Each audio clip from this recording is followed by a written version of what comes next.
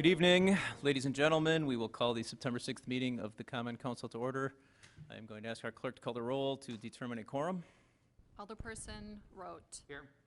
Vitale. Here. Weigel. Here. Barzak. Here. Chaplesky. Here. Haas. Here. Lysick. Here. May. Here. Probst. Here. Reinke. Excused. 9 present, 1 excused. We have a quorum. We will now go to the Pledge of Allegiance. We have Troop 580 from Mount Hope joining us this evening. They are led by Dave Lucen. They are the same troop that does the wreath ceremony at our Veterans Park Memorial Day event, as well as helping Alderman Rote when he assembles all the veterans on the trolley for the parade. So we ask that you rise and join us in the Pledge of Allegiance. If you guys want to...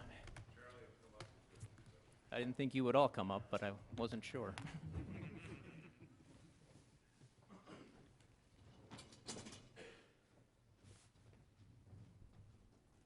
And salute. Please join me in the Pledge of Allegiance. I pledge allegiance to the flag of the United States of America and to the republic for which it stands, one nation, under God, indivisible, with liberty and justice for all.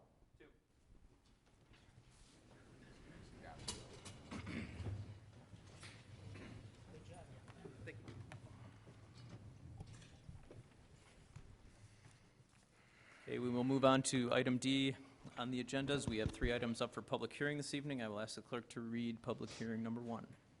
A hearing on the special use permit for Scott's Automotive LLC, a proposed automotive repair business to be located within a portion of the existing multi-tenant industrial building located at 2042 South 114th Street.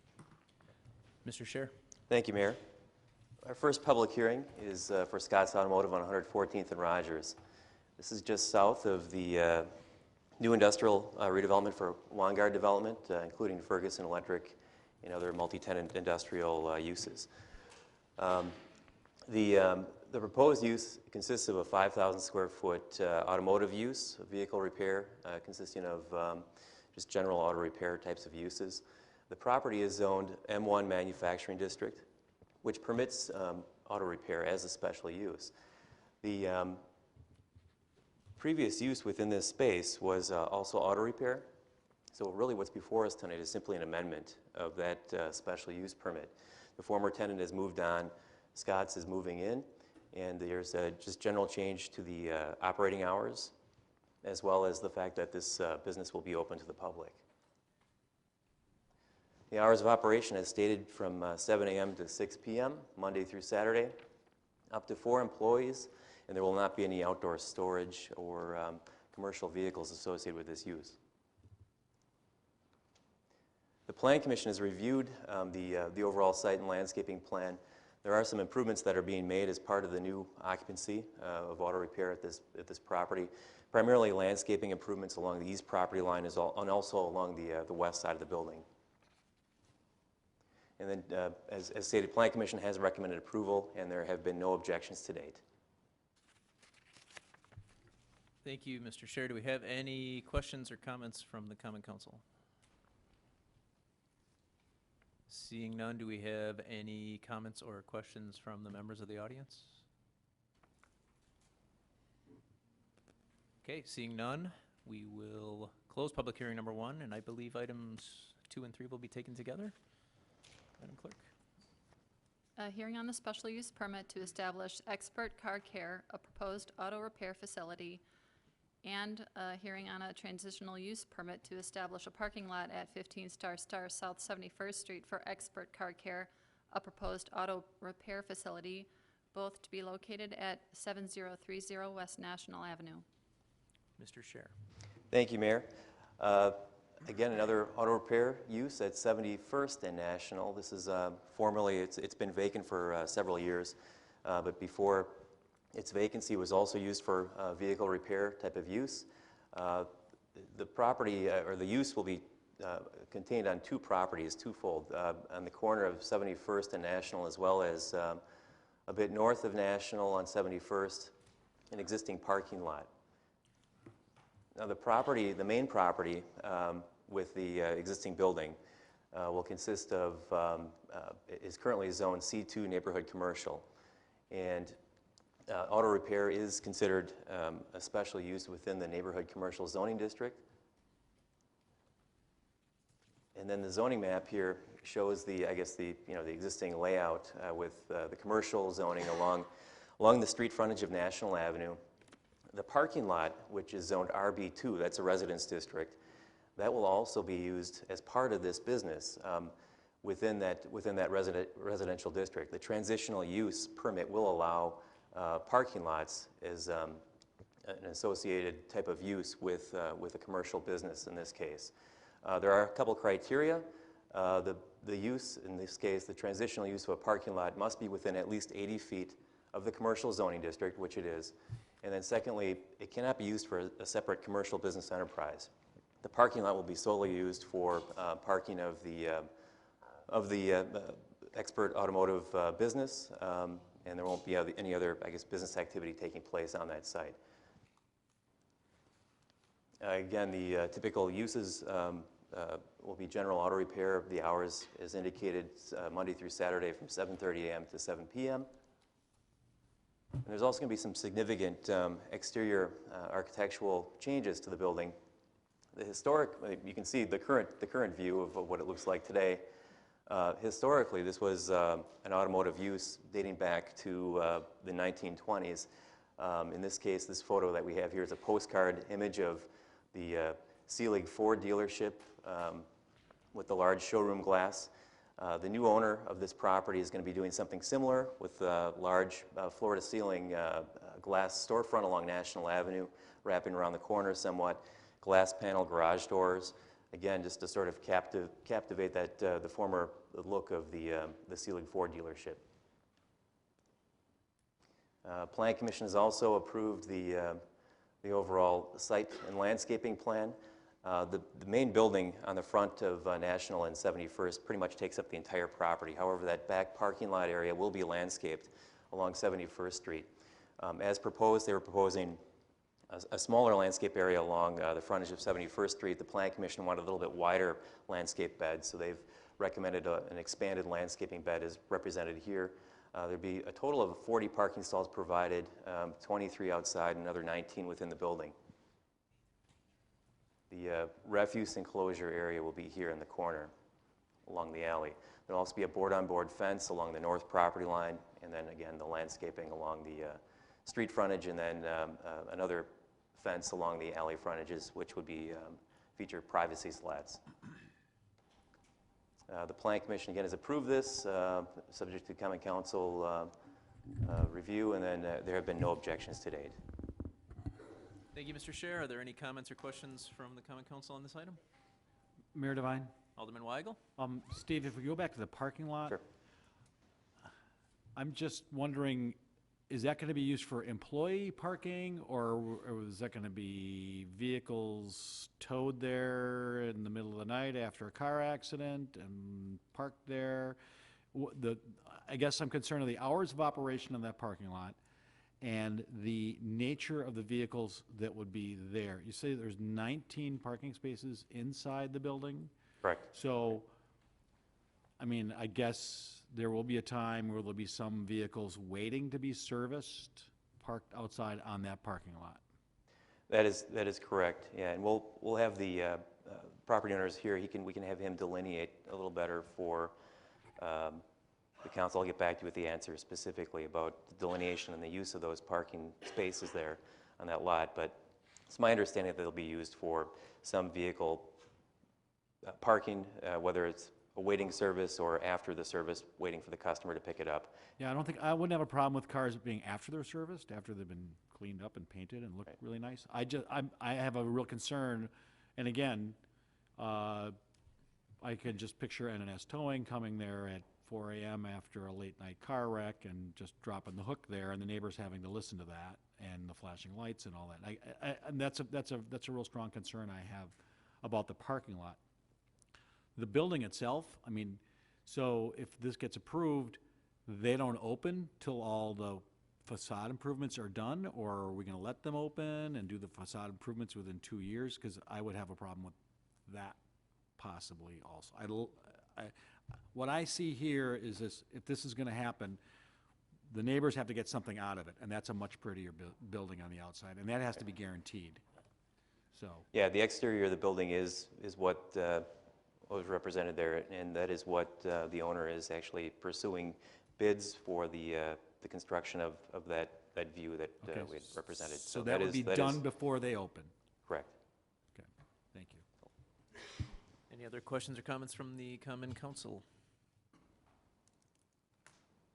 Seeing none, are there any members of the audience with comments or questions? If you do have them, I'd ask you to come up to the podium here with the microphone, and we need your name and address for our record, and please sign in before or after. Big process.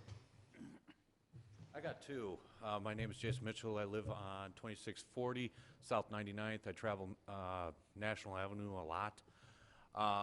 You're saying you want to go floor to roofline glass, and as I see the snow plows go through that area, I see that building currently getting blasted with snow.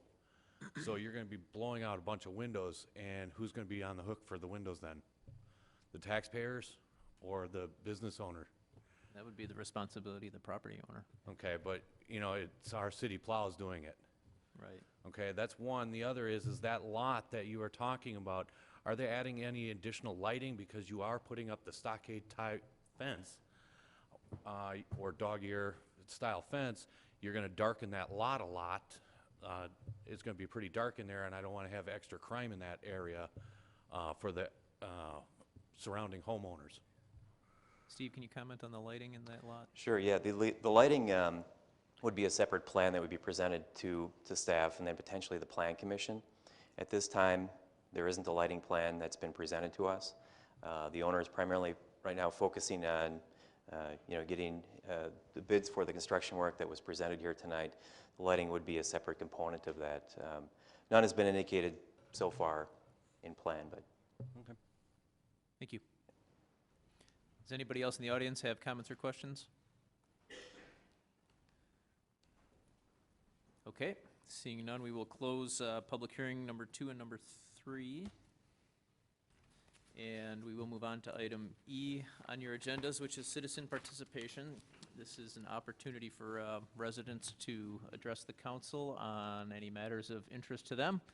We ask that you keep your comments to approximately 5 minutes, and we aim to keep this portion of our agenda to about a half an hour.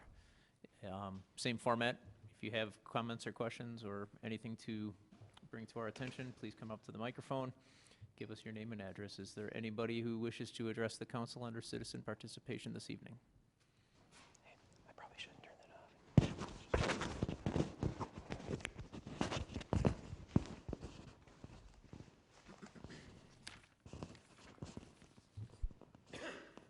Good evening. My name is Woody Skogstad. I live at 1421 South 90th Street. I perhaps missed an opportunity in the open meeting to voice my concerns about a liquor store moving from 84th Street to Greenfield. Having lived for 23 years at the location I do, I'm kind of into the status quo. I like to support the local people. Gentleman that owns Olympia Liquors is right up the street from me, patronizing him for quite a while. I don't really see the reason to have another liquor store in the chain going down Greenfield. I have no objection to the city seeking revenue from things happening like that, but I just wanted to let you know that not everybody in the neighborhood is all for it. So, Very good, thank you. you're welcome. Is there anybody else in the audience?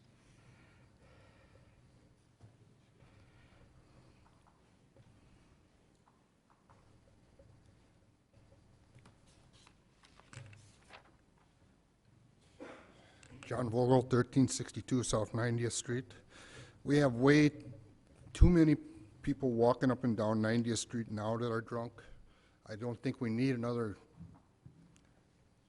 liquor store right on Greenfield Avenue. I mean, we have one out there on 110th, 112th in Greenfield. We had the one on 91st in Greenfield. You have one on 81st in Lapham. which is awful close. You also have another one down here around 73rd, 74th in Greenfield. Plus you have the Pick and Saves, which have them. And they're all very accessible. I just don't think we need to have another one. If they want to move, you know, the 84th Street one has been there for a long time, as far as I know. I mean, I've lived in this neighborhood for 59 years. And it's out of hand sometimes. That's all I got to say. Thank you.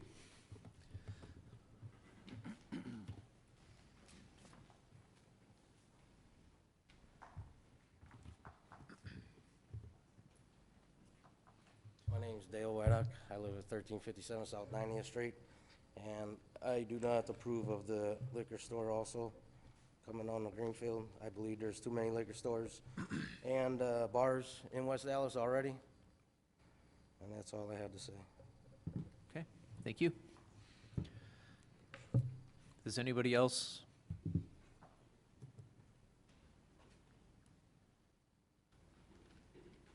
Hi, my name is Ryan Figueroa. I'm at 2026 South 90th.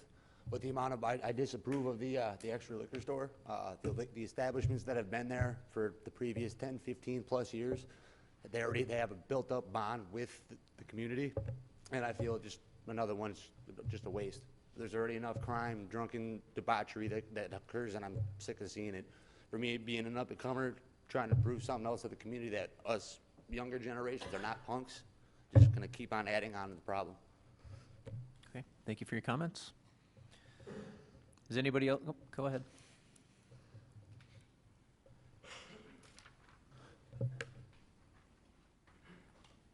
Good evening, Honorable Mayor and the members of council. My name is Pooja Dhaliwal, and I'm the co-owner of the Walsh's Beer and Liquor located on 109th and Greenfield Avenue. I'm raising my concern today regarding the application being reviewed for the city to approve liquor license A type to 2 stores which are moving to Greenfield Avenue. Both of these liquor A licenses are located in very close proximity to few already existing license A liquor stores. There are already 2 stores existing within 8 blocks, and with 2 more liquor stores, there's going to be 4 total private liquor stores with Class A liquor license. And please note that these 4 Class A are within 8 blocks from 84th and 92nd Street on Greenfield. I'm not including Pick and Save and other big chains that have liquor A type licenses. I'm also not including other liquor stores within 1 mile radius on the north and south of Greenfield Avenue. Taking into consideration the density of population and safeguards, loitering, and other police problems, it would not be in the best interest of the residents and the businesses in the neighborhood to open liquor stores in close proximity of each other. My suggestion is that those liquor stores could stay where they are. That would not increase the concentration of the liquor stores in that particular area on Greenfield Avenue. It is obvious that it's going to increase unwarranted, unneeded competition in the area. It may benefit the consumers for a very short run. Ultimately, to survive, a business has to make some profit. With more competition, the prices may go low for some time, but ultimately it could impact the quality of service, and intelligent and smart competition is healthy for consumers and businesses. So at the end, I would like to suggest that these liquor licenses applications may be re-reviewed and see if they could stay where they are and not the concentration be increased in that same area. Thank you. Thank you for your comments.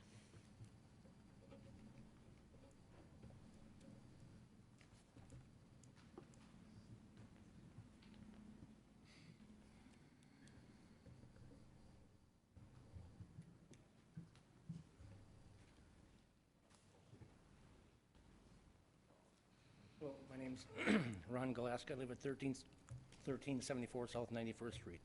Now, right now, we have a quota of 20 liquor stores in West Dallas, which we've already exceeded. We're at 24. There's 5 of them between 70th and 109th or 10th and Greenfield Avenue, which gives us 25% on one street. If you include Sam's and Pick and Save, that brings it up to 33%.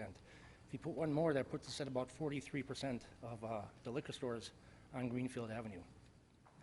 Now, if we approve it only because they've already invested $100,000, are we teaching these fine men behind me that you can buy into the government if you have the right amount of money? So I'm against another liquor store. Thank you. Are there any other comments, questions? Come on up.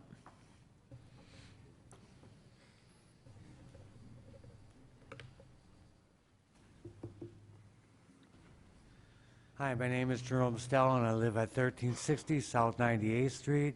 And I would just like to thank everybody for showing up and let everybody know I'm in agreement with what everybody has said here. There's one part of the equation nobody's even taken into consideration. A liquor store is a one-on-one business. You don't need any employees in a liquor store. You have a brother, you have a friend, you have a family member. That helps you with that one business. If we want to make West Dallas a better place, we need to get a business in that area that's going to hire employees so we have less unemployment, less saturation of liquor stores, and more prosperity and more diversity that we've actually got going now. We have new restaurants going in. We have, Half Nuts. We have a new fitness center going in. Let's keep diversifying, people. Let's not saturate an oversaturated situation and make it better so we can get people to get a job, not another business in the corner store. Thank you. Thank you. Was there one other person?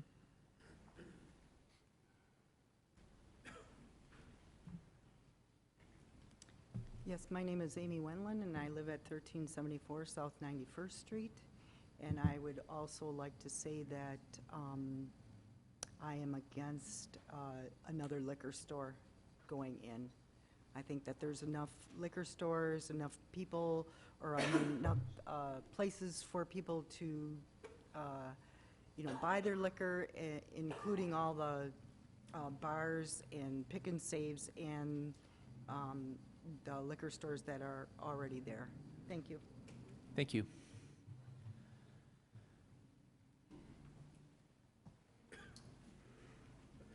Hello. My name is Omer Audi. I'm at 1357 South 76th Street. I'm the owner of Super Bottle Liquor Store. Guilty. Just wanted to address what everybody else here is addressing, the saturation of the area with liquor stores and liquor licenses. We just got a tobacco store on 84th Street that received supposedly a beer license. And our biggest thing here is between 72nd Street and 91st Street, we've got 7 places where you can buy beer. We've got 5 places where you can buy liquor. It's an average of like 3 spots or 1 spot per 3 blocks. It's a heavy concentration of alcohol in one area. The other concern I have is, the city of West Dallas built this beautiful skate park on 84th Street. So now this new beer license that's over on 84th Street is about 2 blocks away. Parthon Foods, if they're approved, they're 3 blocks away. And everybody at 845 decides that they need more alcohol. The liquor store's closing. Everybody's rushing to the liquor store in a heavy concentrated area. And we're afraid that things could happen, and kids are out there. I drove past it last night at 9:30, and there were kids there. So that is definitely a concern because it's so close to the skate park. One of the aldermen was quoted as saying, this is not about picking winners or losers, and no, it's not about picking winners or losers. We're talking about having a healthy community with safe kids, safe homes, and businesses that are prospering that could put money back into the community. So adding more liquor stores is not the answer. More viable businesses that can contribute to the city as they've been doing is the answer. Thank you. Thank you. Is there anybody else in the audience that wishes to take part in citizen participation this evening?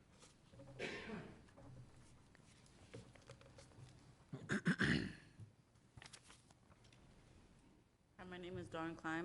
I'm at 1462 South 97th Street, and I just wanted to say that I agree with everyone else here who's reflected that there are too many liquor stores, hard liquor stores. There is enough beer and enough taverns and stuff that I don't think we need another place that sells hard liquor. Thank you. Thank you. Is there anybody else?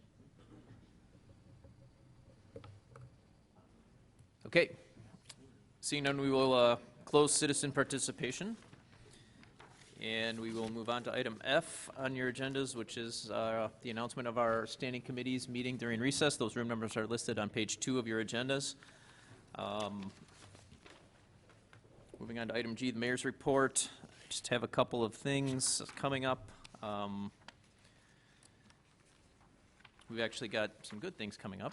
And the first thing I want to touch base on is the annual West Allis Chamber of Commerce Forks and Corks event on September 15th. They have just released a list of restaurants. For those of you that are not familiar, this is like a Taste of West Allis kind of event. They have wine sampling, beer sampling, and it looks like about 14 different restaurants here. Some of these are newer restaurants in the community. Some of these are visiting our community. Some of these have returned to a community like Crawdaddy's. And our soon-to-be newest restaurant, The Farmer's Wife, is going to be serving, I believe, shrimp and andouille gumbo. Correct me if I'm wrong. All right, very good. We have got Aggie's Bakery, Antigua, Capri De Novo, Kebabs, Jackrabbit Slims, the West Allis Cheese and Sausage Shop. And this event goes again on the evening of September 15th. It's a Thursday night. Tickets, I believe, are $60. They're available through the Chamber of Commerce. And it's a really nice event. You get to sample a lot of different foods from restaurants you may not have tried. And Chamber has tickets available. You can contact them at the office. The other thing I want to mention is that coming up in September, the Doors Open Milwaukee event is going to be again including several West Allis locations where you can get a behind-the-scenes look. That includes the old Garfield School, which is now the museum at Honey Creek. The Seneca Station that you drive by on 76th and National so often will be open. You can poke your head in there. Across the street from that, the West Allis Masonic Lodge is going to be open. On 73rd and Orchard, Inspiration Studios, which is a funeral home turned art gallery theater space, which is actually quite cool, is open. City Hall will be open. We are hearing a rumor that we're trying to pass by our risk coordinator that we might be able to go on the roof of City Hall. And the administration building of the West Allis Fire Department is also going to be open that day. That is the weekend, again, of September 17th and 18th. And there are about 7 or 8 locations in West Allis. And then lastly, I just want to announce that at the Farmers Market on the 24th, we are going to have another Oktoberfest with the Shepherd Express. So in addition to all the happenings at the Farmers Market, there will be food trucks, there will be music, there will be Hammerschlagen, and there will be, I believe, Lakefront Brewery is providing refreshments for that event too. That's free admission. They just ask you to bring your chairs. I do feel somewhat guilty after telling me you don't want more liquor stores in the community that I'm talking about all these new events going on that involve beer and wine, but that is what it is. So that concludes the mayor's report this evening. Do we have any reports from the alderpersons? Mayor Devine. Alderman May. I'd like to quickly thank our police chief, Patrick Mitchell, and the police department for allowing me to do a ride-along this past Friday. It was I've done these before, but this night was a special night. I did not know it ahead of time. It was one of the task force nights where they were out trying to do a little extra enforcement on drugs and alcohol, and it was very eye-opening seeing some of the issues here in our city. I know we like to say they happen in other communities too, but that does not neglect the fact that they are indeed happening here. And it was very eye-opening, and thank you again, Chief, for allowing me to do that. I also want to announce that the Friends of La Follette Park is hosting their Music in the Park event this Saturday, September 10th, from 4 to 6 p.m. They bring in the Garlic Mustard Pickers, they're called. It's a band, and they sell pulled pork and chicken dinners. So come on down and enjoy the end of summer with our Friends of La Follette Park. And lastly, with school starting and everything, it's a good time to remind people to be safe around our schools. I did notice around Frank Lloyd Wright, all the bump outs that have been constructed along Cleveland Avenue. And I just think that's absolutely wonderful that that's been done. You minimize your crossing distance from pedestrians from 50 feet to 32 feet. That's much safer for our pedestrians. The cone of vision for drivers is now shortened, ensuring those pedestrians are in their cone of vision. And I think they did a great job of improving the aesthetic value of Cleveland Avenue. So that should be good for homeowners and their property value. So thank you to the engineering department for moving forward with these types of projects. It looks great. Thank you, Mayor. Thank you. Any other alderpersons' reports? Mayor Devine, Alderperson Probst. I'd like to announce that the McCartydale Neighborhood Association will be holding its meeting Saturday morning at 10 a.m. at Randy's Neighbor Inn, and our guest speaker this week will be Fire Chief Steve Bain. So if you can join us, please do. Thanks. Thank you. Any other alderpersons' reports? Okay. Mayor Devine, Alderman Lysick. I move for approval of the minutes of the Common Council regular meeting of August 2nd, 2016. Second. There's a motion with a second by Alderman Haas. Is there any discussion? All in favor? Aye. All opposed? Motion carries. Item J, I will ask for a motion to refer items 5 through, place items 5 through 8 on file and refer items 9 through 14 to the city attorney for legal opinion. So moved. Motion by Alderman Haas, second by Alderman Barzak. Any discussion? All in favor? Aye. All opposed? Motion carries. Standing committee reports. Alderman Chaplesky? I'm going to read everything out after the recess meeting. Thank you. Mayor Devine, Alderman Lysick. I move that we stand in recess until conclusion of the committee meetings. Second. There's a motion with a second by Alderman May. Any discussion? All in favor? Aye. Opposed? We are in recess.